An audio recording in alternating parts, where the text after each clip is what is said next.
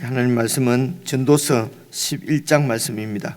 구약성경 958페이지 전도서 11장 1절부터 10절까지 말씀입니다. 저와 여러분이 교독해서 읽겠습니다. 한 말씀씩. 1절 말씀. 너는 내 떡을 물 위에 던져라. 여러 날 후에 도로 찾으리라. 7에게나 8에게 나누어 줄지어다.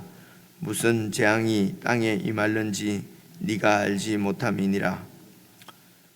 구름에 비가 가득하면 땅에 쏟아지며 나무가 나무로나 북으로나 쓰러지면 그 쓰러진 곳에 그냥 있으리라. 풍세를 살펴보는 자는 파종하지 못할 것이요 구름만 바라보는 자는 거두지 못하리라. 바람의 길이 어떠함과 아이 벤 자의 태에서 뼈가 어떻게 자라는지를 네가 알지 못함 같이 만사를 성취하시는 하나님의 일을 내가 알지 못하느니라.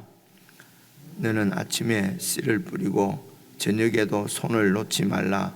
이것이 잘 될는지 저것이 잘 될는지 혹 둘이 다 잘 될는지 알지 못함이니라. 빛은 실로 아름다운 것이라 눈으로 해를 보는 것이 즐거운 일이로다. 사람이 여러 해를 살면 항상 즐거워할지로다. 그러나 캄캄한 날들이 많으리니 그 날들을 생각할지로다.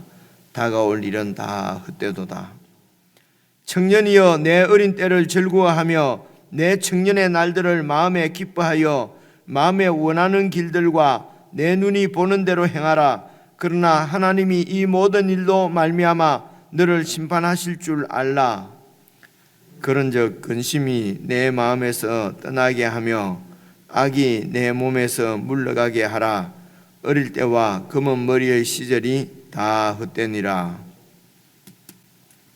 일단 11장부터는 우리가 계속 살펴온 대로 어제까지 이 10장까지의 말씀은 이제 8장 13절부터입니다. 네 번째 설교의 전도자의 설교의 첫 부분은 어제 말씀까지 그렇게 단락을 나누어서 이런 자연인 아직 중생하지 못한 사람의 눈으로 이 세상을 바라보는 세상관 혹은 또 인생관이라고 할 수 있겠지요. 그런 인생관에 대해서 이렇게 쭉 이제 말씀을 했습니다.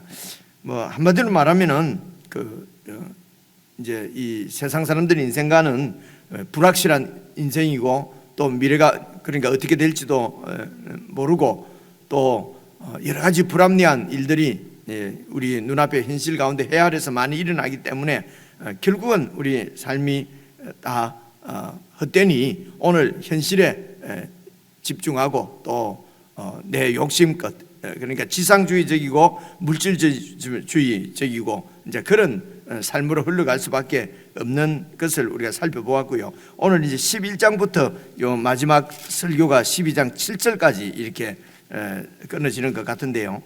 7절까지 말씀은 이제 이 신앙인의 눈으로 바라보는 어떤 세상 그리고 인생관 이런 부분이다라고 하는 것을 전제를 하고 이렇게 쭉 읽어보시면은 조금 이렇게 내용을 이해하기가 좀 쉬울 것 같습니다. 우선 1절 말씀을 보시면은요, 너는 내 떡을 물 위에 던져라. 여러 날 후에 도로 찾으리라. 7에게나 8에게 나누어 줄지어다. 무슨 재앙이 땅에 임할는지 네가 알지 못함이니라.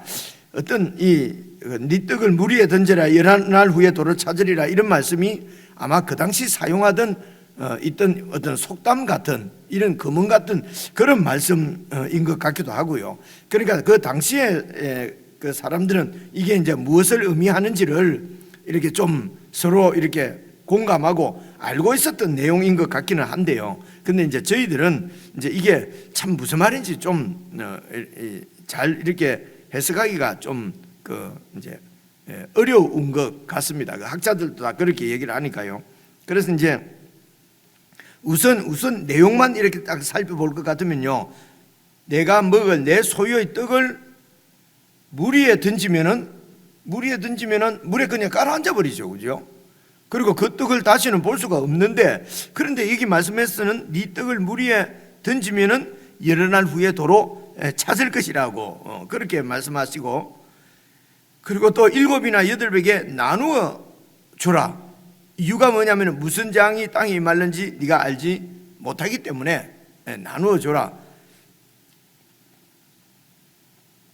그래서 이제 이 말이 이제 그 당시에는 이 솔로몬 시대 때는 해상 무역도 이렇게 많이 했다고 그럽니다.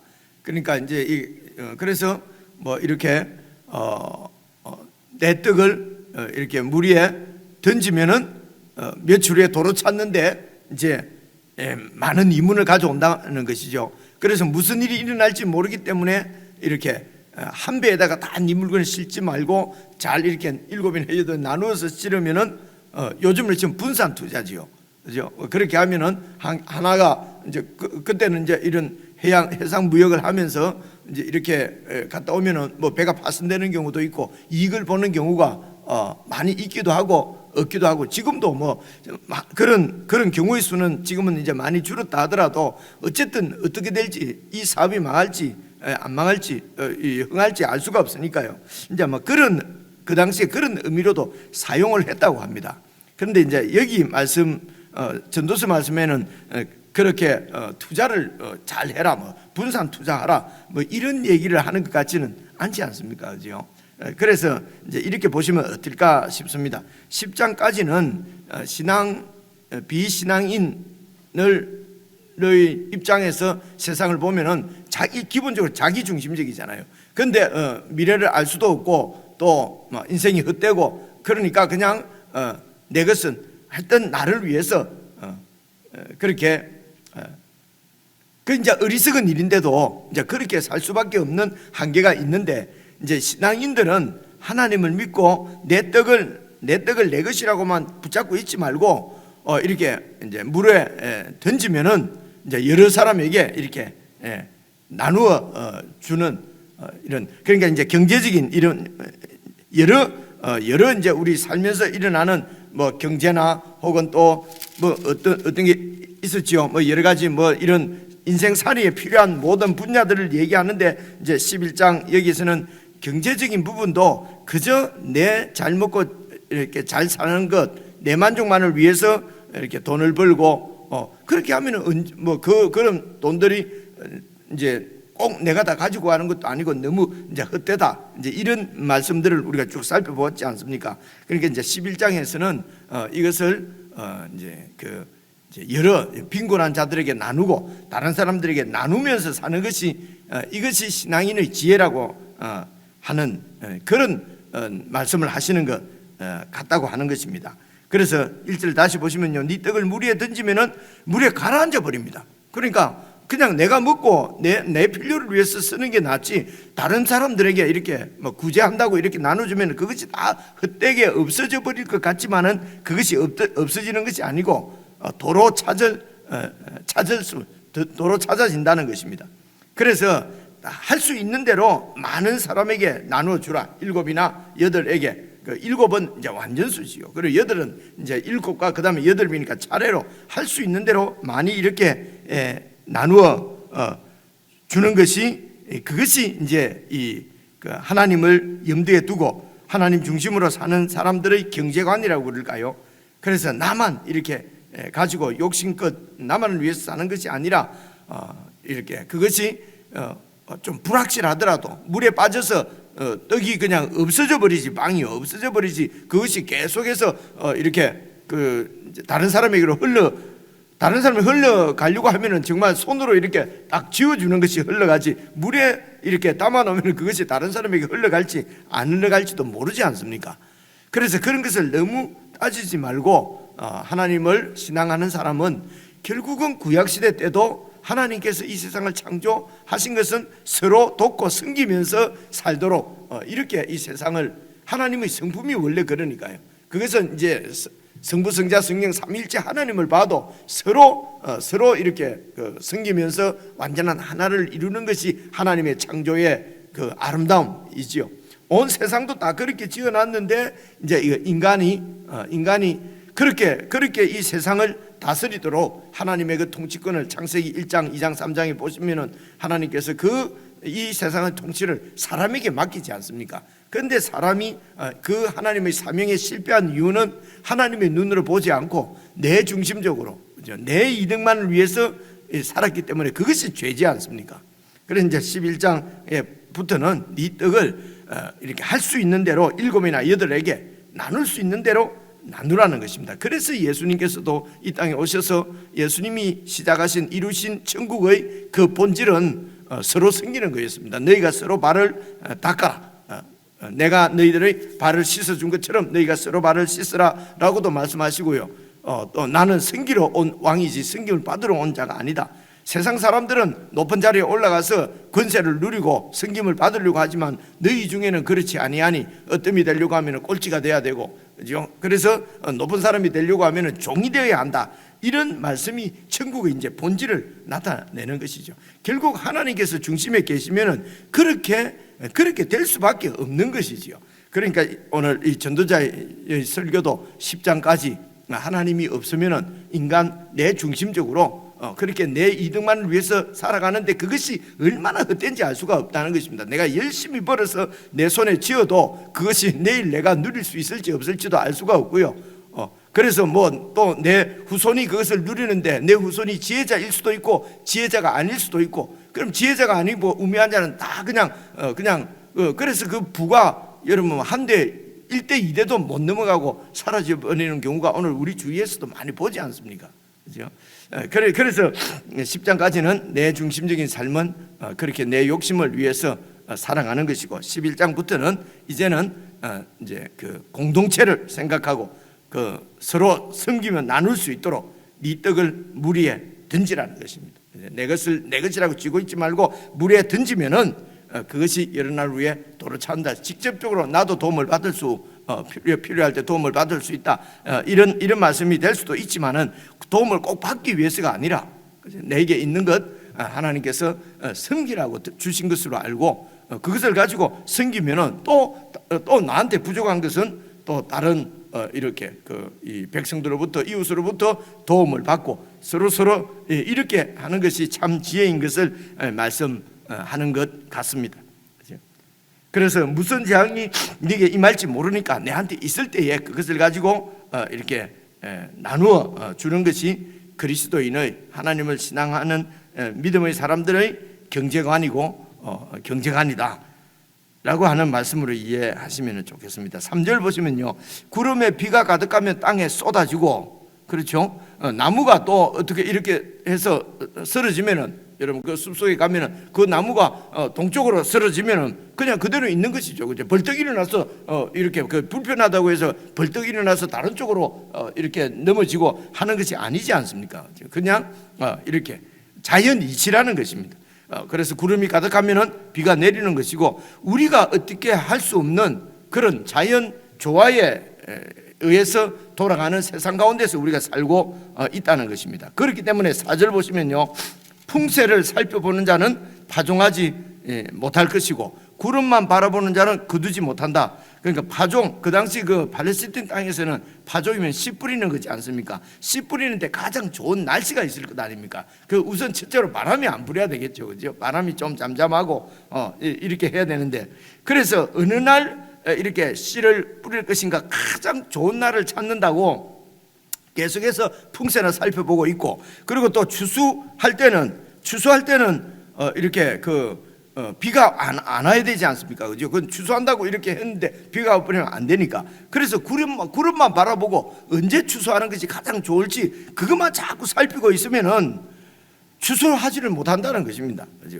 그리고 풍세를 살펴보는 자는 씨를 못 뿌리고요. 그래서 씨를 못 뿌리면은 거둘 수도 없고 추수하지 못하면은 알곡을 이렇게 챙길 수가 없지 않습니까?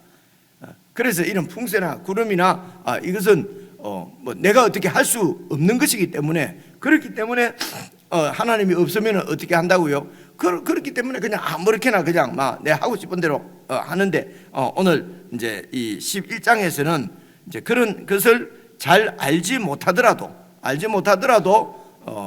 이제 내가 해야 될 본분은 뭡니까? 그게 11장 1절에 내 떡을 물 위로 흘려 보내는 것입니다. 내가 해야 될 본분, 하나님 앞에서 내가 받은 사명, 또 우리에게 주신 하나님의 그 명령은 그냥 그렇게 이렇게 도와가지고 될까? 뭐 이렇게 하면은 뭐 또 여러 가지 많은 이유가 있지 않습니까? 그런 이유 때문에 할 일을 하지 못하지 말고 그냥 하나님의 그 명령 사명이면은 그냥 그렇게 시행하라는 그런 말씀으로 그 이해를 할 수 있을 것 같습니다. 5절도 보시면은요, 바람의 길이 어떠함과 바람이 어떻게 부는지, 그리고 아이 벤 자의 태에서 아이의 그 뼈가 어떻게 자라는지 그런 거 우리가 알지, 네가 알지 못한다.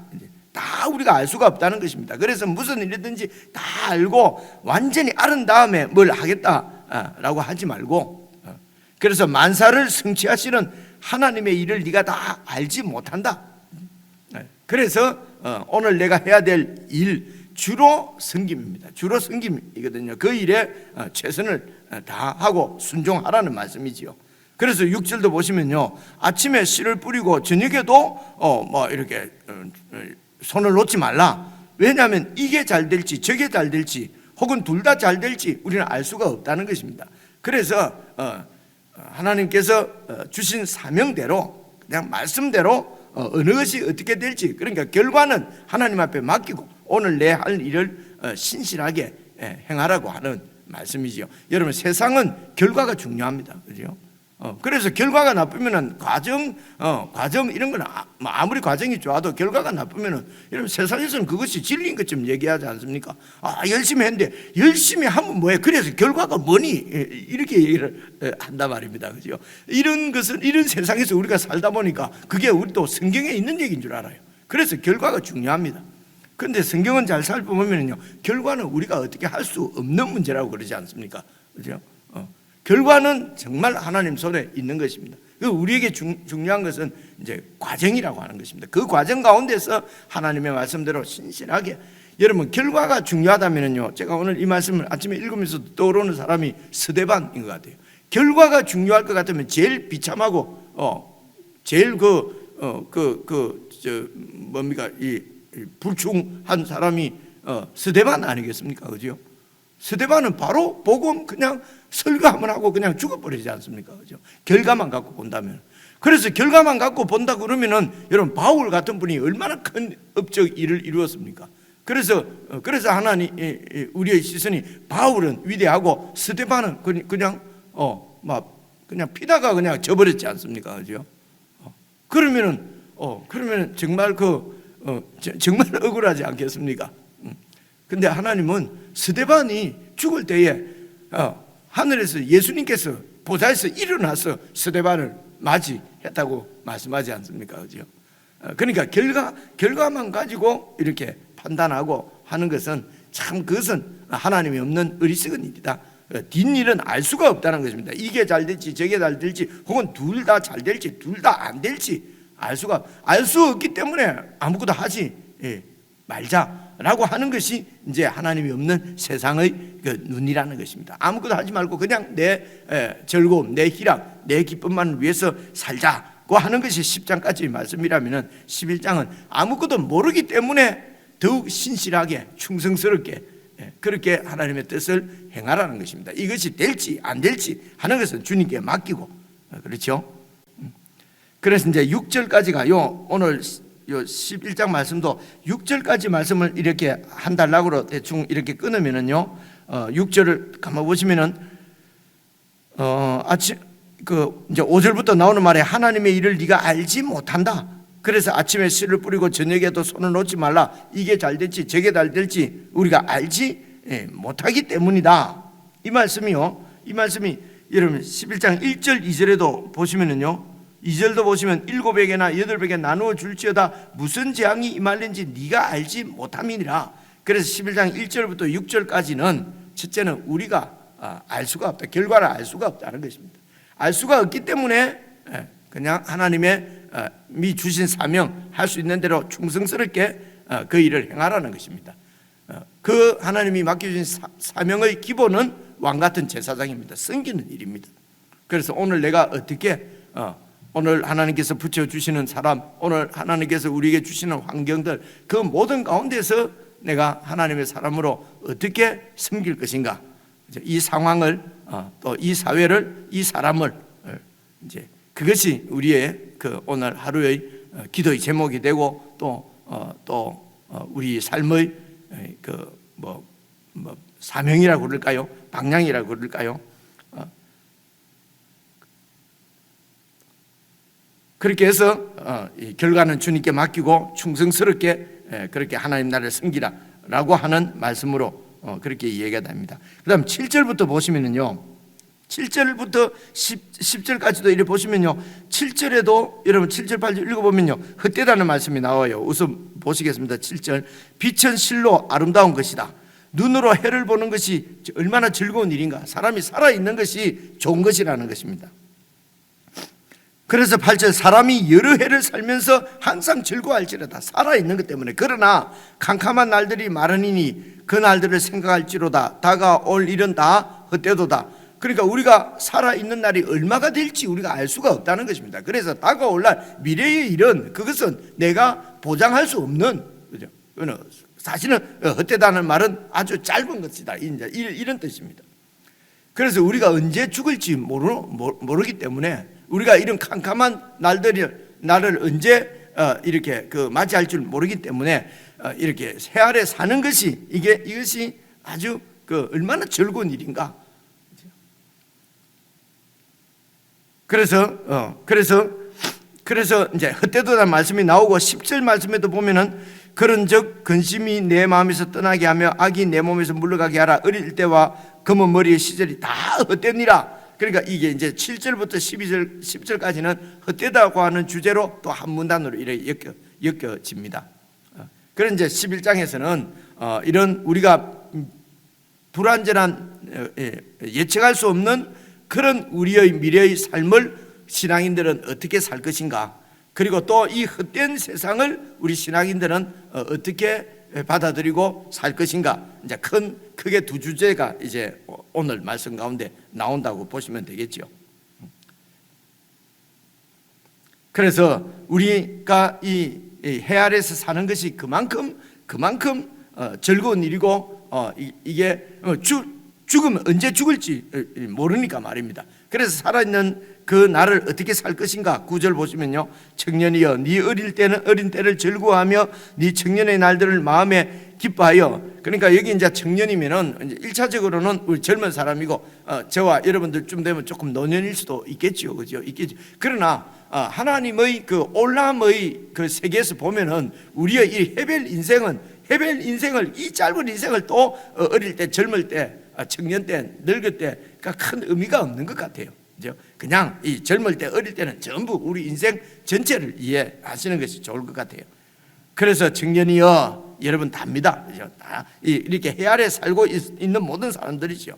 네 어린 때를 즐거워하며 네 청년의 날들을 마음에 기뻐하고 마음에 원하는 길들과 네 눈에 보이는 대로 행하라. 그러나 하나님이 이 모든 일로 말미암아 너를 심판하실 줄 알라. 여기 심판은 이제 그 일이 잘했고 못했고 이런 것을 심판한다기보다도 여기 심판은 마지막 심판입니다. 죽음을 얘기합니다. 하나님께서 결국은 우리의 생명을 취할 때가 있지요.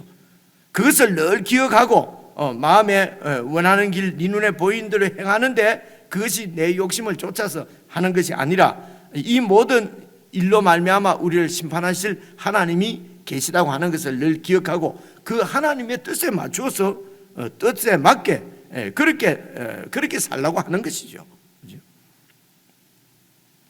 그래서 하나님이 없이 중생하지 못한 사람이 보는 세상이나 중생한 사람이 보는 세상이나 세상의 현상은 그대로입니다. 현상은 그대로인데 그것을 어떻게 해석하며 살 것인가 하는 것이 이게 중요한 것 같습니다.